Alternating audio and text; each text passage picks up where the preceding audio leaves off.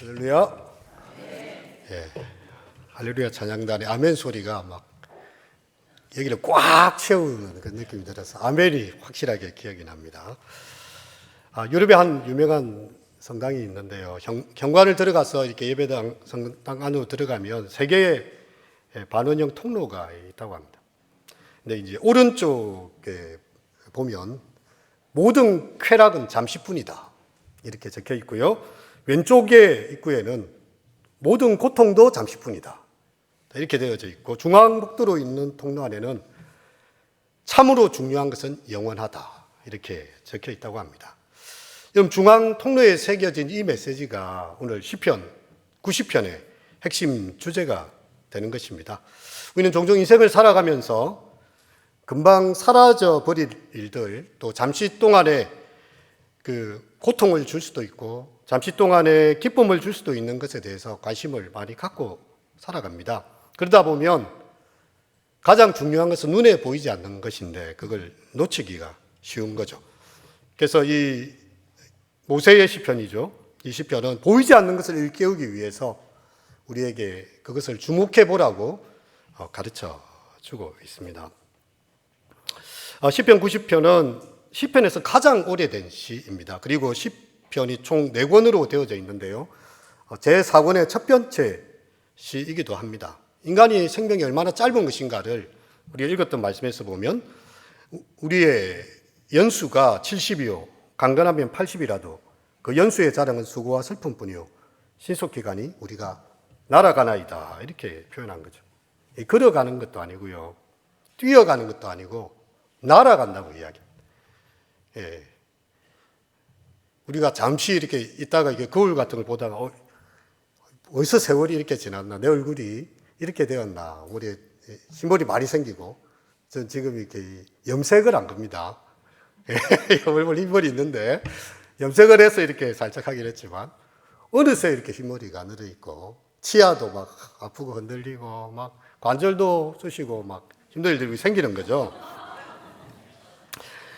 오래 사는 것 같지만 그 삶에도 다 이렇게 수고와 슬픔이 우리 가운데 다 찾아온다. 이게 모세가 우리에게 이야기를 하고 있습니다. 근데 시편 90편은 첫 번째 절에서 이렇게 장엄한 선언으로 시작되고 있는데요. 주여, 주는 대대에 우리의 거처가 되셨나이다. 하나님에 대한 이름으로 시작을. 주님이 우리의 영원한 거처가 되신다. 그거죠. 요동하는 인생, 그렇게 좌충우돌하면서 살아가지만 그 모든 그것의 끝에는 영원한 거처가 되신 주님이 계시다는 겁니다. 여기 보면 산이 생기기 전, 땅과 세계도 주께서 조성하시기 전 이렇게 이야기 나오면서 생기다, 조성하다는 건 출산 용어거든요. 하나님께서 이 모든 것을 출산해 내었다는 거예요. 그분의 말씀으로 빛이 있으라 하심에 빛이 있었고, 궁창이 있으라 하심에 궁창이 있고, 하늘의 새들을 있으라 하시니 있고, 모든 것이 하나님께서 이 우주와 만물을 다스리신다. 그리고 하나님의 사람 모세는요, 그의 일생을 통해서 느낀 것을 이 시편 하나, 모세의 시가 많이 전해지지 않습니다. 모세의 시 잘 없어요. 이 시편 하나를 통해서 우리에게 고백하고 있는 거죠. 우리 자신을 올바르게 보아라. 하나님을 알지 못한 채 우리의 짧은 인생만 보면 인생이 너무 허무하다는 거죠. 비참하게 빠지는 거죠. 누군가의 장례식에 가면 끝났나 이게? 이게 인생의 끝인가? 끝이야? 이렇게 느껴지면 너무 허무한 거예요. 근데 우리는 영원한 거처가 되시며, 우리 아까 세월이 살같이 빠르게 지나 쾌락이 끝이 나고 사망의 그늘이 너와 내 앞에 둘리며 가리우네. 다 그렇게 우리 찬송하지 않았습니까? 하나님의 영원한 처소, 우리의 거처가 되신 하나님을 바라볼 때에 우리에게 소망이 있는 것이고요. 인생의 즐거움에 취해서 살아가는 사람은 하나님 없이 살아가다가 그의 교만함에 빠지게 됩니다. 하나님 앞에서 우리 인생이 뭐냐? 티끌이다, 티끌. 이렇게 표현해요. 홍수 가운데 5절에 보면 주께서 그들을 홍수처럼 썰어가시나이다. 인생의 날들이 홍수가 와서 확 물이 썰려가는 것처럼요. 근데 그 가운데 한 해 밤의 한 경전과 같은 우리의 인생, 푸른 아침에 꽃이 피었다 자라고 저녁에는 시들어 말라지고요. 우리는 그 티끌 같은 인생으로 그 영원의 시간에 살고 있다 이렇게 이야기하고 있습니다. 여러분, 우리의 인생은 무엇입니까? 해가 나오면 사라지는 그림자와 같은 거, 너무나 짧은 것이죠. 바람에 흩날리는 연기와 안개와 같은 것이다. 모세가 그냥 이런 말을 그냥 적었겠습니까? 정말 험난한 인생을 모세도 살았습니다. 왕자로서 이렇게 지혜와 말과 일에 능했다. 이 두 가지 단어만 해도 모세의 성품과 능력을 보여주거든요. 말을 잘해요. 모든 것을 정확하게 파악하고 있다는 말이고요. 적당한 말을 쓸 줄 알고 일을 잘합니다. 모든 일을 딱 적당한 선에서 탁탁탁 해내는. 그런데 어느 날 자기 인생은요, 나는 말을 못하는 사람입니다. 이렇게 말해요. 40년의 그 왕자 시절을 끝나서 광야 40년 지나다 보니까 양들하고만 맨날 이렇게 있는 거예요. 양 얼굴 보고 있다가 사람들도 찾아오지 않습니다. 혹시라도 또 나를 이렇게 살인죄로 기소해서 잡아갈 애굽의 첩자들이 오지 않을까, 스파이들이 오지 않을까. 애굽 말도 잊어버리고 히브리 말도 잊어버리고 나는 혀가 뻣뻣하여 이렇게 둔한 사람입니다. 보낼 만한 자를 보내소서. 이게 모세가 그렇게 되죠. 근데 그 인생을 다시 불러서 마른 막대기 같은 모세에게 이렇게 있지 않습니까? 다 말라 비틀어진 떨기나무에 불이 확 임하지 않습니까? 모세의 인생이거든요.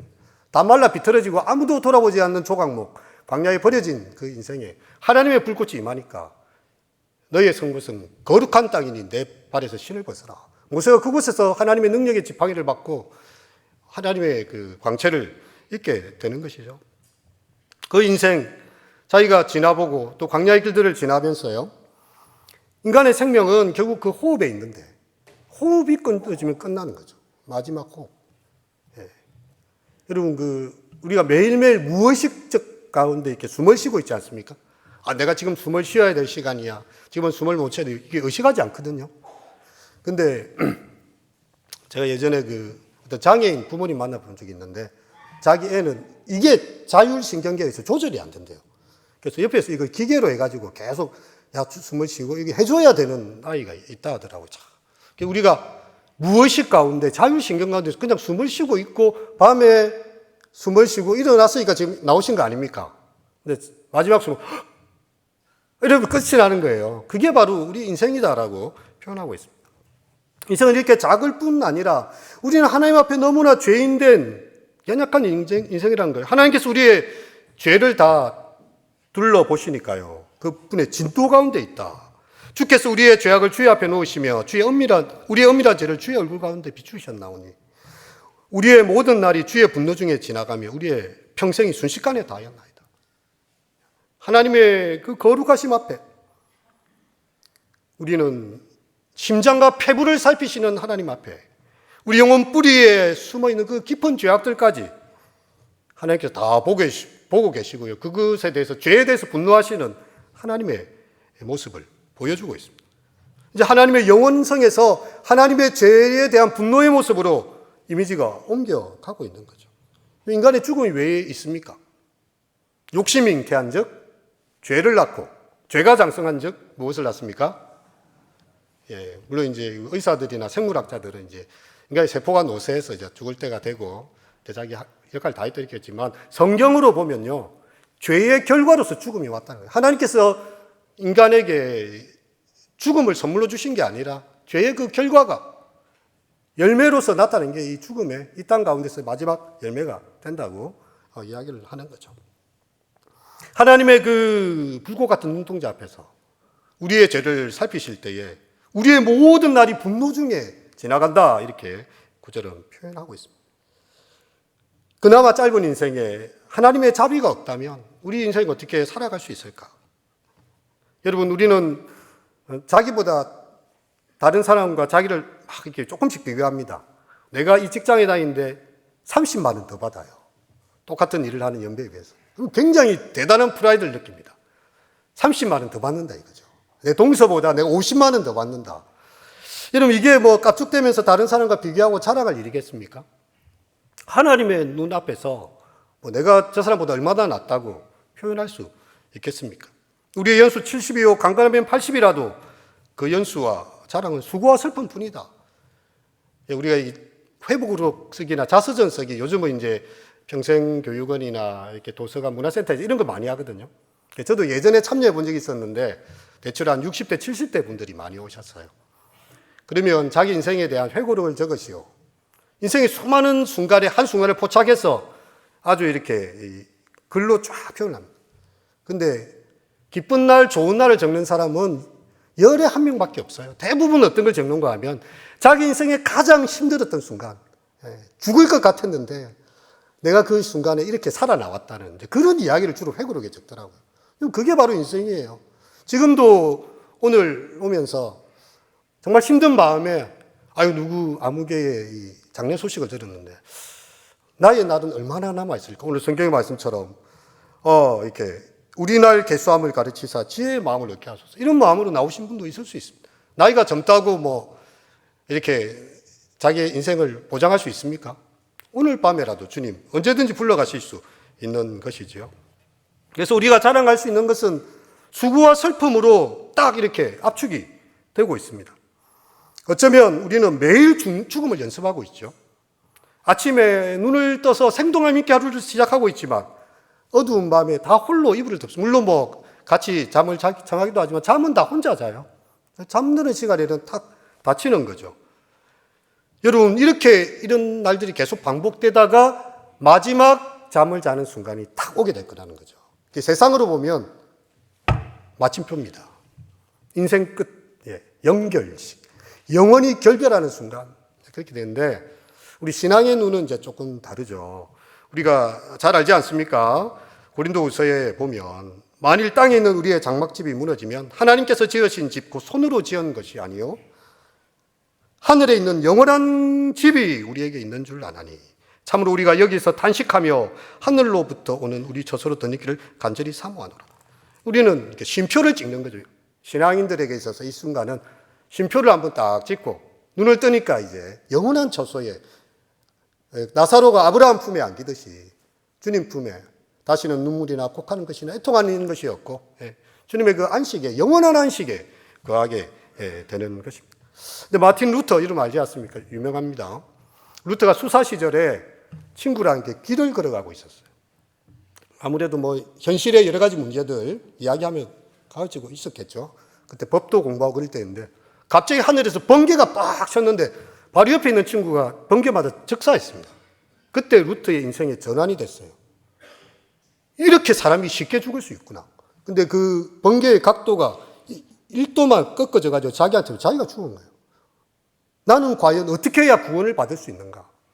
나는 과연 천국에 들어갈 확신이 있는가? 죽음으로 끝나는 것인가? 아주 실존적으로 정말 깊이 있게 고민한 사람이 마틴 루터였습니다. 루터가 이 성경을 읽다가 시편 90편을 읽으면서요. 너무 무서워가지고 이 시편 90편을 옆으로 밀쳐놨다고 합니다. 우리 인생이 이렇게 허무한 것인가? 수고와 슬픔 속에 날아가는 인생이고 그분의 진노 가운데 불타는 인생인가? 근데 그가 나중에 회심하지 않습니까? 로마서를 읽고 오직 의인은 믿음으로 살리라. 할렐루야. 그 가톨릭의 수많은 여러 가지 고행과 그런 것들이 아니라 오직 하나님의 은혜로 믿음으로 산다는 걸 확신하고 났어요. 그는 이 말씀을 그러니까 위로가 되는 거예요. 왜? 하나님의 영원한 처소로 갈 확신이 생긴 거예요. 이 땅의 날들을 잘 굿바이하고 주님의 처소에 이렇게 내가 들어갈 수 있겠구나. 우리가 살아갈 수 있는 것은 하나님의 긍휼 때문이다. 이렇게 그런 표현하고 있는 거죠. 시인의 기도는 그것입니다. 우리에게 우리날 계수함을 가르치사 지혜의 말씀을 얻게 하소서. 여러분 시간을 세고 살아야 됩니다. 우리 청년들한테도 이야기했는데 너희가 청년의 수련회를 갈 수 있는 게 몇 번밖에 없다. 그렇게 많지 않다. 수련회 꼭 와라 이거예요. 다음에 내가 청년 수련회 없을 수도 있습니다. 그래서 수련회가 청년 때 참여할 수 있는 게 몇 번인지 알고 계산하면서 살아라. 우선순위를 정해라. 그런 이야기합니다. 우리의 날을 세고 있어야 돼요. 무한정 있지 않습니다. 모래시계 속에 모래는요. 그게 다 있어요. 어느 순간 마지막 방울이 떨어지는 순간이 있듯이 내가 지금 이 나이에 이 시간에 얼마를 살 수 있는지를 생각하면서 날 계수함을 가르치사 지혜의 마음을 얻게 해달라고 기도합니다. 그리고 아침에 주의 인자하심으로 만족해 해달라는 거죠. 하나님께서 우리와 함께 하시면 14절에 나온 것처럼 아침에 주의 인자하심이 우리를 만족하게 하사 우리의 일생 동안 즐겁고 기쁘게 하소서. 하나님의 인자가 있으면 나의 남은 날들을 즐거움으로 살아갈 수 있습니다. 그렇게 합니다. 그리고 그는 주님 앞에 이렇게 간구합니다. 너무 많이 괴로웠어요. 너무 화를 많이 당했어요. 자기 인생이 저당 잡혔고 자기 인생이 버려진 것 같은 시간 너무 많이 보냈습니다. 우리를 괴롭게 하신 날수대로, 우리에게 화를 당한 연수대로 우리를 기쁘게 하소서. 하나님, 너무 힘들게 살았는데 나를 긍휼히 여기시고 그 날수대로와 연수대로 기쁘게 해달라는 그런 기도입니다. 어느 때까지 주께서 이렇게 하시겠습니까? 13절에 여호와여 돌아오소서. 언제까지니까 주의 종들을 불쌍히 여기소서. 우리의 기도는 단순한 것이죠. 하나님, 나를 불쌍히 여겨 주시옵소서. 우리 기도는 언어가 줄어들면요, 다른 말이 없어요. 주 예수 그리스도여, 나를 불쌍히 여기소서. 이 단어에 다 들어 있는 거예요. 나의 삶의 주인이시고 우리의 생사와 화복이잖아요. 우리 그렇게 기도하지 않습니까? 내가 태어나는 것과 죽는 것, 내가 화를 받는 것과 복을 받는 것이 하나님의 손에 있다는 것이고요. 나라의 흥망성쇠, 나라가 흥하고 망하고 성하고 쇠하는 것도 다 이 하나님의 주권 아래 다 있습니다. 그 모든 것을 다스리시는 하나님께서 우리의 괴롭게 하신 날수대로와 화를 나간 연수대로 즐겁게 해달라고 이 기도하고 있는 거죠. 여호와께서 돌아오시지 않으면, 하나님께서 나를 긍휼히 여기지 아니하시면 내 삶에 아무런 소망이 없다는 것입니다. 여러분, 가지가 나무에서 떨어져 나왔어요. 나무가 있는데 나무가 뿌리가 뽑혔어요. 살아있는 나무입니까? 죽은 나무입니까? 물론 지금은 당장 살아있는 듯이 보이겠지만 곧 죽을 나무, 이미 죽어버린 나무와 다름없는 거죠. 우리를 하나님의 그 뿌리 속에, 주의 말씀의 뿌리 속에, 하나님의 주권 속에 집어넣어 달라는 거죠. 그것이 바로 우리의 기도입니다. 그리고 우리가 인생을 종말론적으로 산다는 것은요, 우리의 인생에 끝이 있음을 아는 것이고요, 그 끝 속에서 지금의 하루가 선물인 것을 알고 그렇게 살아가는 것입니다. 덤으로 사는 인생. 하나님께서 나를 은총으로 살게 하셨으니 이렇게 해달라고 기도하고 있습니다. 이 시편을 노래하던 모세는 나이 120세 그 눈이 흐리지 않고 기력이 쇠하지 아니하였습니다. 하지만 여호와의 말씀대로 모압 땅에서 죽어 골짜기에서 장사가 되죠. 오늘 난제배 때 담임 목사님 말씀하셨던 것처럼 나그네와 행인 같은 너희여, 거류민과 이방인 같은 우리 인생에 이 땅이 우리의 본향이 아니라 우리의 본향 주님의 나라 또 바라보면서 찬양하는 것이죠. 여러분, 세상에 믿던 모든 것이 끊어질 그날이 반드시 옵니다. 나의 사랑하는 가족도, 나를 지켜줄 것 같은 물질도, 나의 어떤 자녀들이나 혹은 친구들조차도 나와 끝까지 가줄 수가 없는 죽음의 자리죠. 세상에 믿던 모든 것 끊어질 그날 되어도 우리 구주 예수 그리스도는 나의 참 소망이 되신 것이죠. 아브라함 요슈아 헤셀이라는 라피우아 학자가 있습니다. 시간의 지성소라는 책에 이렇게 이야기하는데요. 사람들은 자신의 시간을 갈아 넣어서 공간과 물질을 확보합니다. 열심히 직장생활하면서 자기 인생을 저당 잡혀가지고 월급을 받고 어딘가 뭘 투자해가지고 자기 시간을 다 몰빵해서 공간을 차지한다는 거예요. 집을 남겨놓고 뭔가 물질을 남겨놓는데 이 물질이라는 것은 시간의 어떤 경계를 넘어서는 순간 아무 소용이 없어진다. 공간은 시간을 넘어서는 순간 다 무의미해진다는 거예요. 그게 바로 죽음의 경점이거든요. 내가 그렇게 모아놓는데 자기 모아놓은 돈 한 푼도 못 쓰고 사는 사람들도 있어요. 좋은 집 사놓고 가구 다 넣어놓고 어떤 목사님 사모님 이제 고생하고 수고했으니 이제 저 새 집에 들어가서 식기 재료 이제 그 예쁜 집에 한번 살아보자 했는데 저는 그 사모님의 장례식을 참여한 적도 있습니다.